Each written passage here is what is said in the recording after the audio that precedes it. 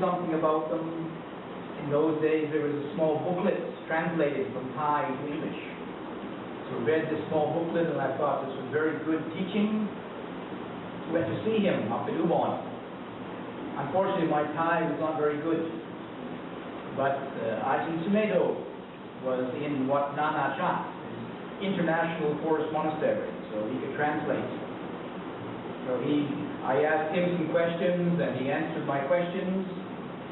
I had been saving up my questions because I didn't speak Thai well enough, and the Thai teachers, I didn't have any direct contact with a Thai teacher. I was more or less just living in a forest monastery up in Chiang Mai and doing my own practice, which I learned in Sri Lanka before that, and I read the scriptures. But invariably, as we practice meditation, there's some maybe more personal questions arise.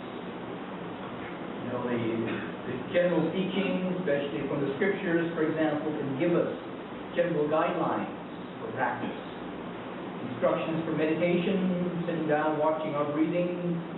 But maybe as we continue with that, then some more personal questions arise. For example, some people find quick success with watching the breathing.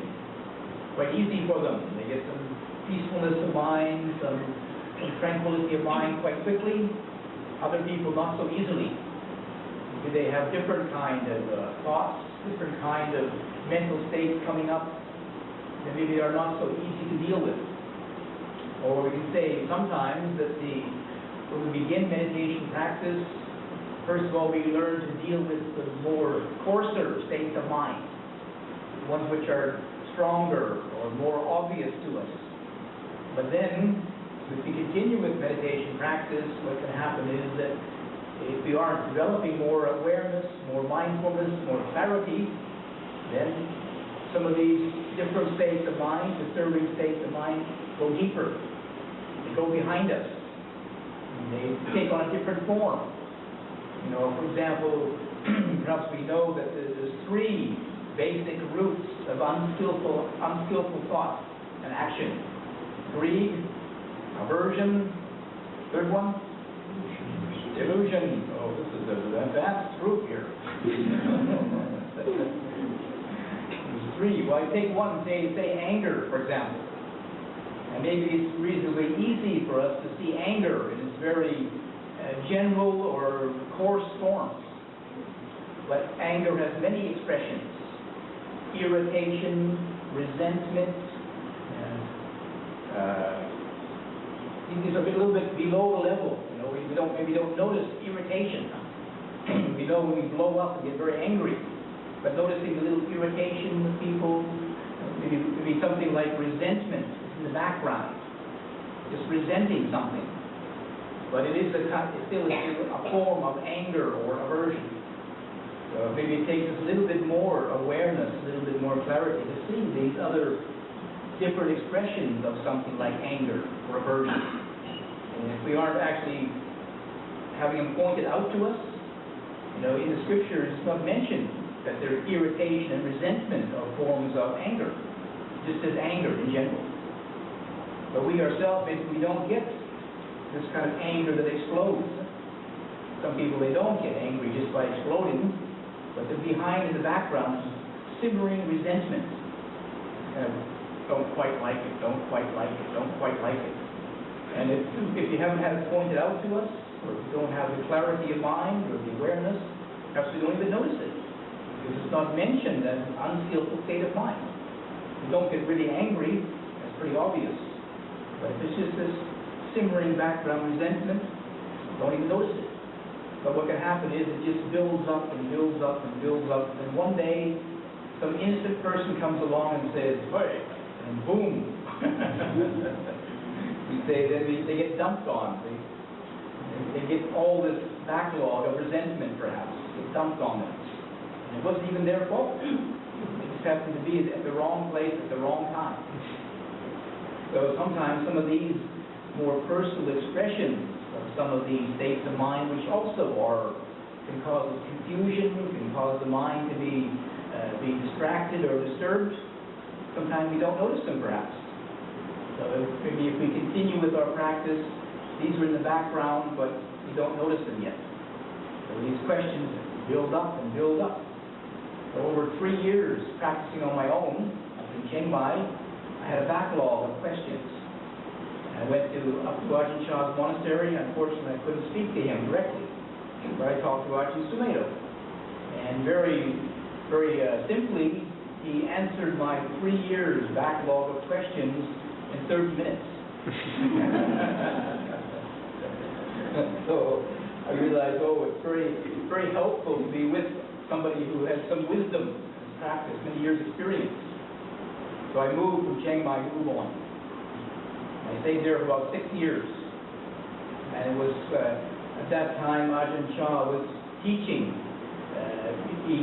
Normally he taught in Laotian dialect. The northeast part of Thailand is influenced by Laotian people. So they have a certain dialect there, and very hard to understand.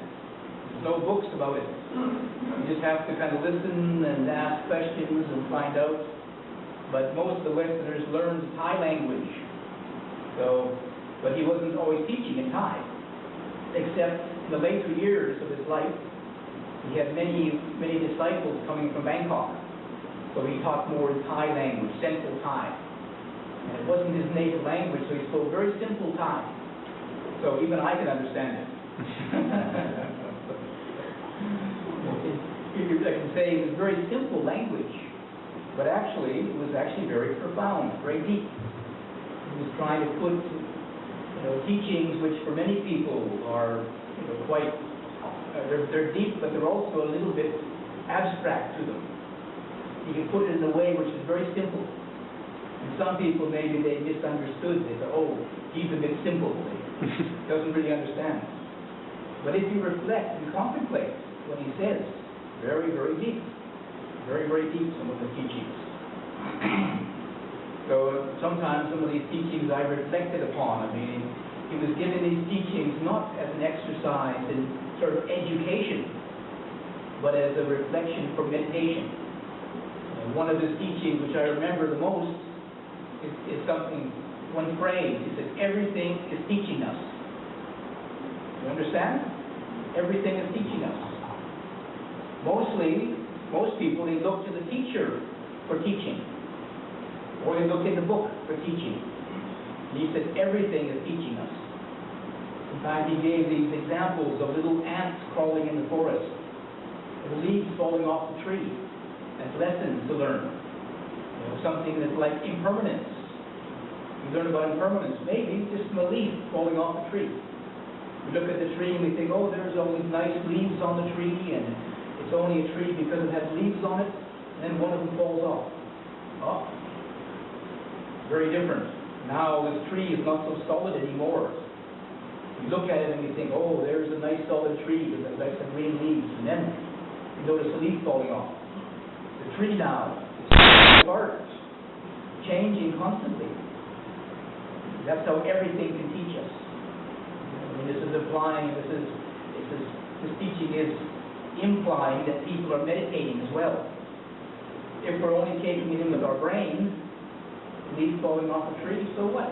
Don't really understand it. But if you're meditating, you have some quietness of mind, some calm of mind, then these simple little things we see very clearly.